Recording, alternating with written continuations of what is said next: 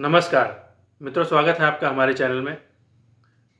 आज का हमारा जो विषय है, जो टॉपिक है, वो बहुत ही ज़्यादा महत्वपूर्ण है, बहुत ही अधिक इम्पॉर्टेंट है उन सभी के लिए जो अपने बच्चों को बेहतर भविष्य देना चाहते हैं। तो जो भी हमारे मित्र चिंतित रहते हैं या सोचते हैं कि उनके बच्चों को बेहतर भविष्य मिले, बच्चे को किस दिशा में डाला जाए जिससे उसके करियर में उसको सफलता प्राप्त हो, निश्चित रूप से सफलता प्राप्त हो, तो उन सभी के लिए ये वीडियो बहुत ही अधिक महत्वपूर्ण है। इसके साथ में जो भी हमारे छात्र वर्ग हैं, जो कंफ्यूज रहते हैं कि हम किस विषय से संबंधित पढ़ाई करें कि हमारा करियर उन्नति पर पहुँचे, हम अपने जीवन में उन्नति करें, हमें असफलता का मुंह ना देखना पड़े, तो उनके लिए भी ये वीडियो बहुत ही अधिक महत्वपूर्ण है। तो वीडियो को पूरा ज़रूर देखें जिससे आपको पूरी जानकारी डिटेल में मिले कि हमें कैसे ज्योतिष के माध्यम से अपने करियर को एक नया रूप दे सकते हैं।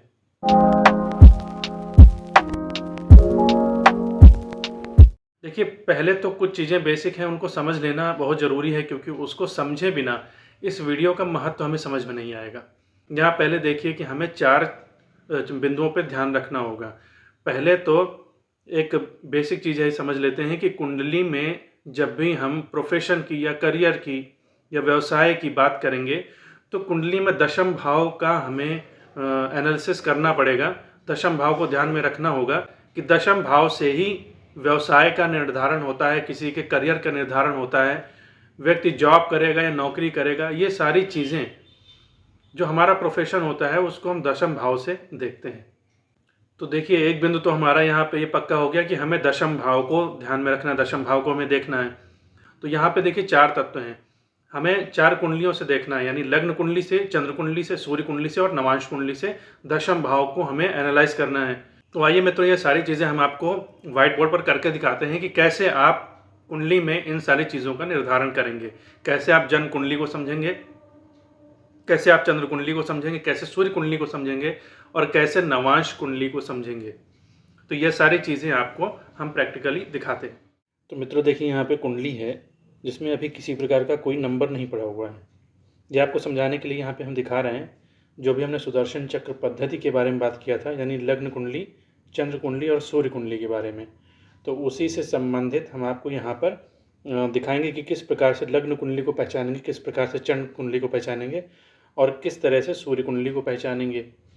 तो अब यहाँ पे देखिए, हमने नंबर अभी इसलिए नहीं डाला है क्योंकि नंबर अगर पहले से पड़ा होगा तो आप दशम भाव को, क्योंकि हमें यहाँ पहचानना है, तो अगर नंबर पहले से पड़ा होगा तो आप 10वें भाव को पहचानने में आपको भूल हो सकती है। अब यहाँ देखिए, बिना नंबर के यहाँ पे अभी कोई नंबर नहीं पड़े हुए हैं किसी भी भाव में। तो जब भी कुंडली आप देखेंगे तो पहला भाव ये आपका रहेगा। यहाँ पे चाहे कोई भी नंबर पड़ा हो, चाहे 1 पड़ा हो या 2 पड़ा हो या 3 पड़ा हो या 4 पड़ा हो, यानी 1 से 12 तक राशि हो, तो 1 से 12 तक राशियों में यहाँ पे कोई सा भी नंबर पड़ा हो, लेकिन ये हमेशा पहला भाव ही रहेगा। आप हमेशा काउंटिंग कुंडली में जब भी करेंगे पहले भाव से, तो यहीं से शुरुआत करेंगे। तो ये आपका पहला भाव हो गया, ये दूसरा हो गया, ये तीसरा हो गया, ये चौथा हो गया, ये पाँचवा हो गया, ये छठा भाव, ये सातवां भाव, ये आपका 8वां भाव, ये 9वां भाव, ये 10वां भाव हो गया। ये आपका हमेशा 10वां भाव रहेगा। यानी आपको ये देखना है कुंडली में। तो अब ये हमारा 10वां भाव हो गया। अब हम यहाँ पर कोई ग्रह बैठा देते हैं। मान के चलिए कि यहाँ पहले भाव में पहली ही राशि पड़ी, मेष राशि पड़ी हुई है, तो ये आपका 10वां भाव ये हो जाएगा। अब यहाँ पर हम कुछ ग्रह बैठा देते हैं।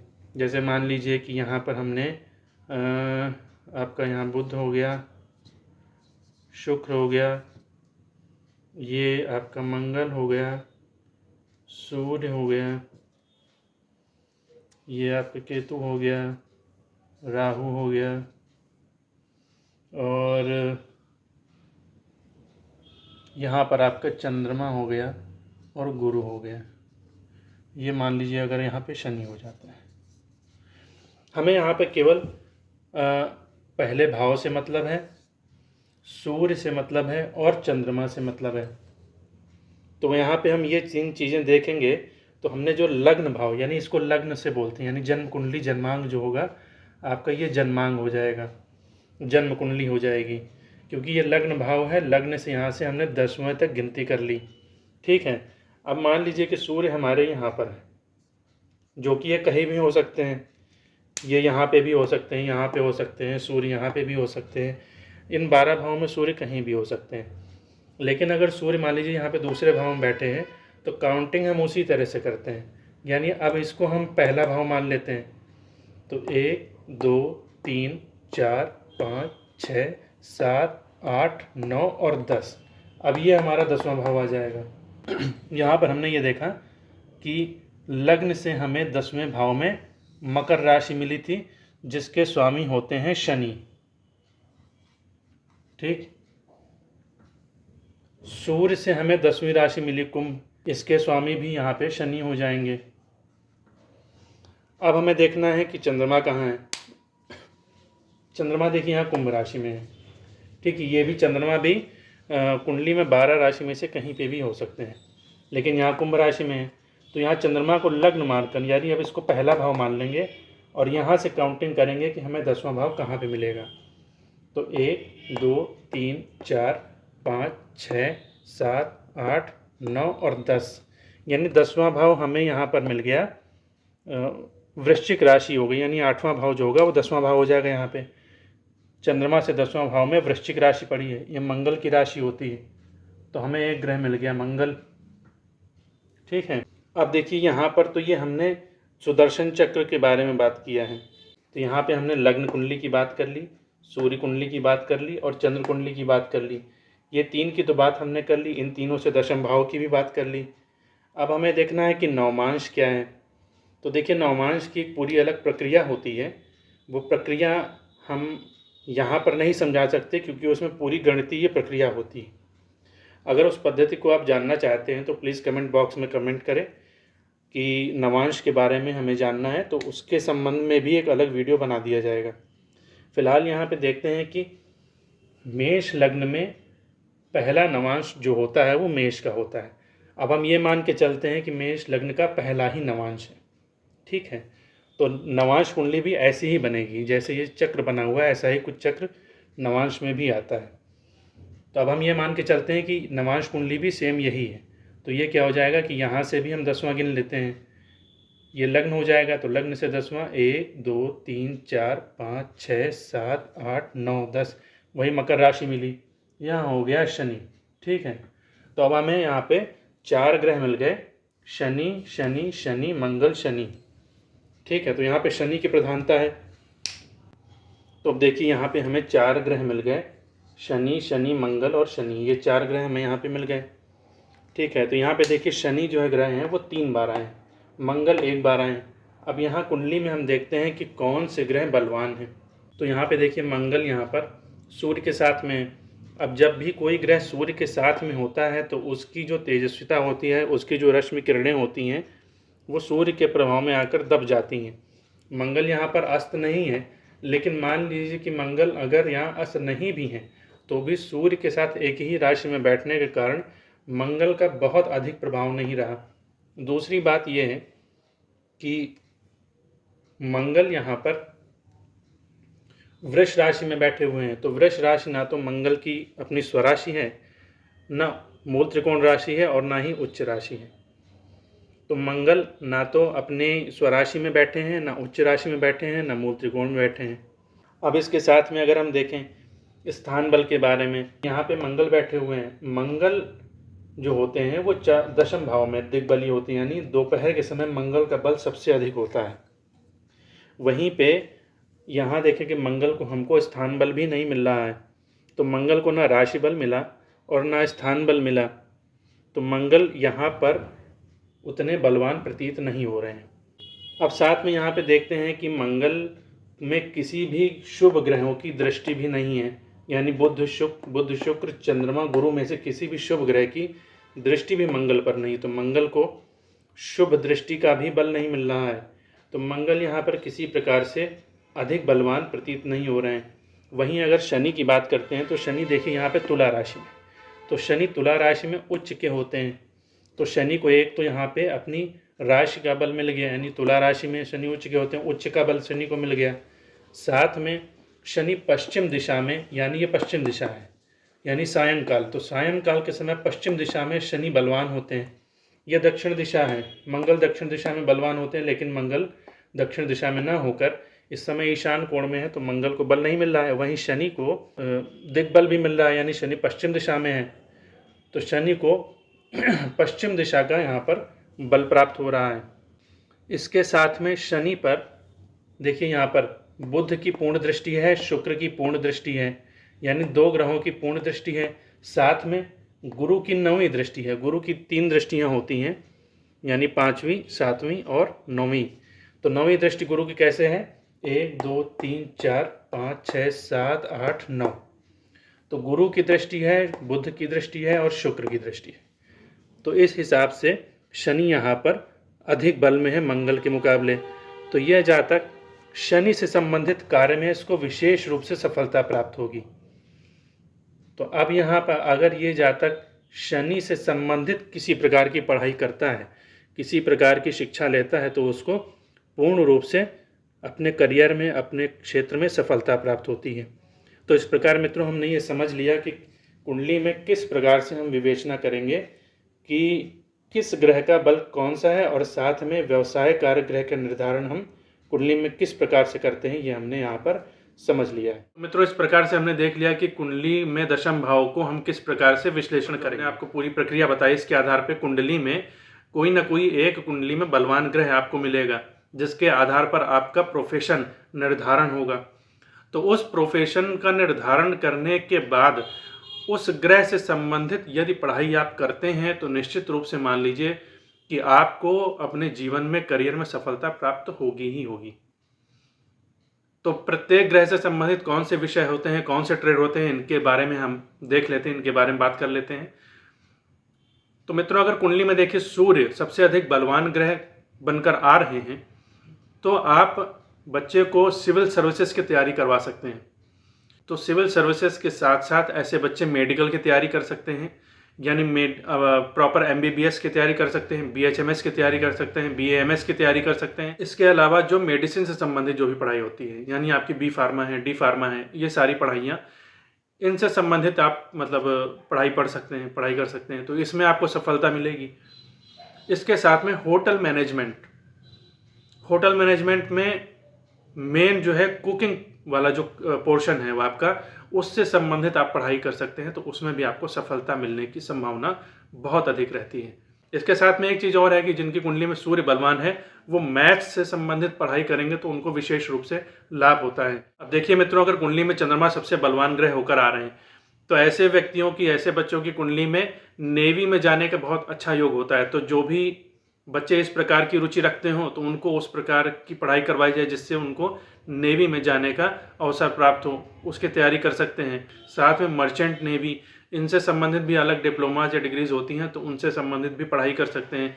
मैनेजमेंट से संबंधित पढ़ाई कर सकते हैं, यानी मार्केटिंग में विशेष रूप से जो भी मार्केटिंग से संबंधित, यानी MBA अगर कर रहे हैं, MBA करने में उनको सफलता प्राप्त होगी, लेकिन मार्केटिंग ट्रेड लेकर अगर MBA करते हैं तो उनको विशेष रूप से सफलता प्राप्त होती है। इसके अलावा डिज़ाइनिंग का कोर्स जो भी करते हैं, यानी डिज़ाइनिंग एडवर्टीजमेंट से संबंधित हैं, तो जहाँ भी एडवर्टीजमेंट या क्रिएटिव चीज़ की बात आती है, यानी कुछ क्रिएटिविटी की बात आती है, कुछ नया करने की बात आती है, तो वहाँ चंद्रमा ही प्रधान रूप से देखे जाते हैं। इसके साथ में देखिए चंद्रमा जो है वो प्राइमरी शिक्षा के कारक भी होते हैं। तो जो भी लोग जिनकी कुंडली में चंद्रमा बलवान आ रहा है, अगर सरकारी नौकरी की तरफ अगर देख रहे हैं, तो वो प्राइमरी शिक्षा के लिए यानी BTC वगैरह आदि का भी कोर्स कर सकते हैं, BTC में भी जा सकते हैं, उसमें उनको सफलता प्राप्त होगी। मंगल की अगर कुंडली में बलवान हो रहे हैं तो बच्चे BTech कर सकते हैं। BTech में भी मैकेनिकल इंजीनियरिंग, कंप्यूटर इंजीनियरिंग, यानी कंप्यूटर सॉफ्टवेयर डिज़ाइनिंग वगैरह का जो भी डेवलपमेंट का जो भी कोर्स होते हैं, या प्रोग्रामिंग से रिलेटेड जो भी कोर्स होते हैं, तो उसमें आप जा सकते हैं, उसमें आपको सफलता मिलेगी। देखिए अगर कुंडली में मंगल भी प्रधान है और साथ में सरकारी नौकरी का योग भी है, तो ऐसे लोगों की कुंडली में पुलिस में जाने का, मतलब सेना में जाने का योग होता है। तो अगर पुलिस में जाने का योग है, तो ऐसे व्यक्ति सिविल सर्विसेज की तैयारी कर सकते हैं, और सिविल सर्विसेज की तैयारी में ऐसे लोगों को IPS या PCS लेवल की जो सेवाएं होती हैं उसमें जाने का बहुत अच्छा योग होता है। तो अगर इसमें तैयारी करेंगे तो सफलता मिलेगी। इसके साथ में होटल मैनेजमेंट का कोर्स भी ऐसे लोग कर सकते हैं, यानी बेकिंग और कुकिंग से रिलेटेड जो कोर्स होते हैं, तो उसमें अगर तैयारी करते हैं, उस क्षेत्र में जाते हैं, तो उसमें उनको सफलता प्राप्त होगी। साथ में ऐसे व्यक्तियों के लिए आर्किटेक्चर का जो कोर्स होता है, यानी अगर आर्किटेक्ट बनना चाहते हो तो इससे रिलेटेड कोर्स कर सकते हैं। आर्किटेक्ट का बीआर्क होता है, एमआर्क होता है, इनकी तैयारी कर सकते हैं या इनमें आप एडमिशन ले सकते हैं, इसमें आपको सफलता प्राप्त होगी। अब मित्रों बात करते हैं कि अगर कुंडली में बुध सबसे अधिक बलवान ग्रह हो रहे हो, बुध का भी जो भी संबंध रहेगा वो वाणी से विशेष रूप से रहेगा। एक बात ये यहाँ पे विशेष रूप से रहती है। तो अगर बुध कुंडली में बलवान ग्रह होकर आ रहे हैं तो ऐसे सभी व्यक्ति मीडिया से जुड़कर कार्य कर सकते हैं, यानी मास कम्युनिकेशन से रिलेटेड जो भी कोर्सेज होते हैं उसमें आप जा सकते हैं, चाहे वो प्रिंट मीडिया हो, चाहे वो आपका डिजिटल मीडिया हो या आपका सोशल मीडिया हो। यहाँ पे सोशल मीडिया भी बुध ग्रह के कारकत्व में आता है, क्योंकि हम यहाँ वाणी से संबंधित कार्य कर रहे हैं, वाणी का यहाँ प्रधानत्व है, तो बुध की यहाँ प्रधानता रहती है। तो जो भी लोग इस क्षेत्र में जाना चाहते हैं तो इससे संबंधित पढ़ाई करेंगे, जिनकी कुंडली में बुध ग्रह मजबूत है तो उनको सफलता अवश्य प्राप्त होगी। इसके साथ में जिनका भी कुंडली में बुध मजबूत है वो मैथ्स यानी मगर गणित की पढ़ाई करते हैं, मैथ्स की पढ़ाई करते हैं, तो उनको बहुत अधिक सफलता प्राप्त होने की संभावना रहती है। साथ में एस्ट्रोनॉमी जैसे सब्जेक्ट्स में भी आप प्रवेश ले सकते हैं।